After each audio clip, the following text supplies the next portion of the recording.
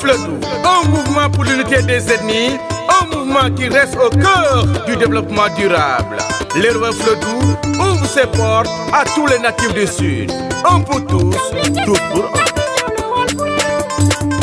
Lewlewal FOULADOU nous dit, Banta FOULADOU, AJDK, association takku liggéey. Saya pada fondasi.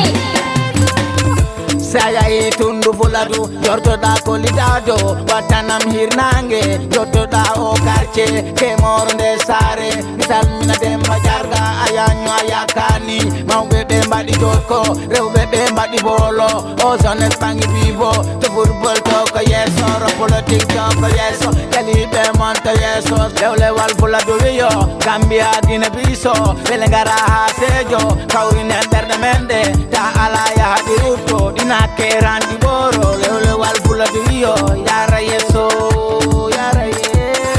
yara yesso.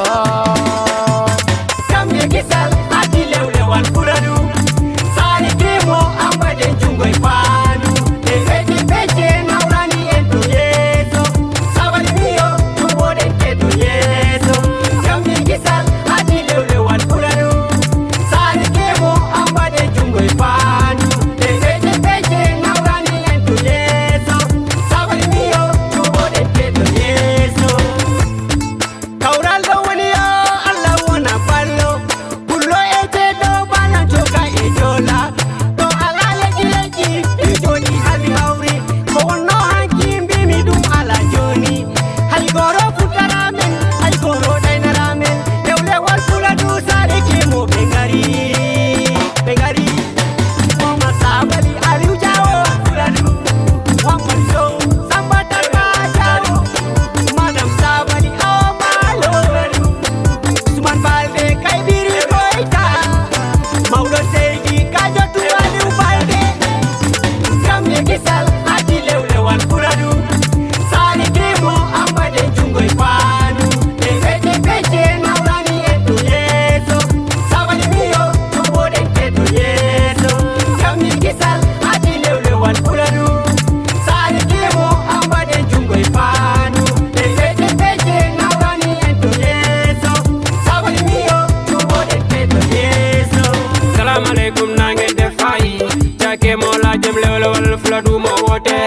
Na ñepp wuyu debbo e gorko suka e mawɗo no nangodir, wona jungo e fandu nañu jappo manko liggéey mbolo moy dole, gox ba gox fo manti nekk.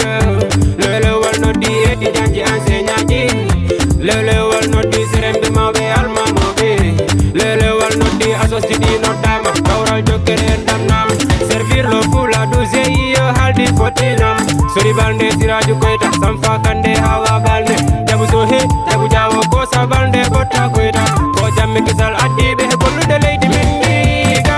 Kamye gisal adi Lewlewal FOULADOU, sari kemo ambade jungoy panu, de peche naurani eto yeso, sabali miyo tubode keto yeso. Kamye gisal adi Lewlewal FOULADOU, sari kemo ambade jungoy panu, de peche naurani eto yeso, sabali miyo tubode keto yeso. Saya pada fondasi. Kemoro nde saare, Lewlewal FOULADOU. Lewlewal noddi associé noddama, kawral jokkere ndamnam, servir le FOULADOU GIE haldi foti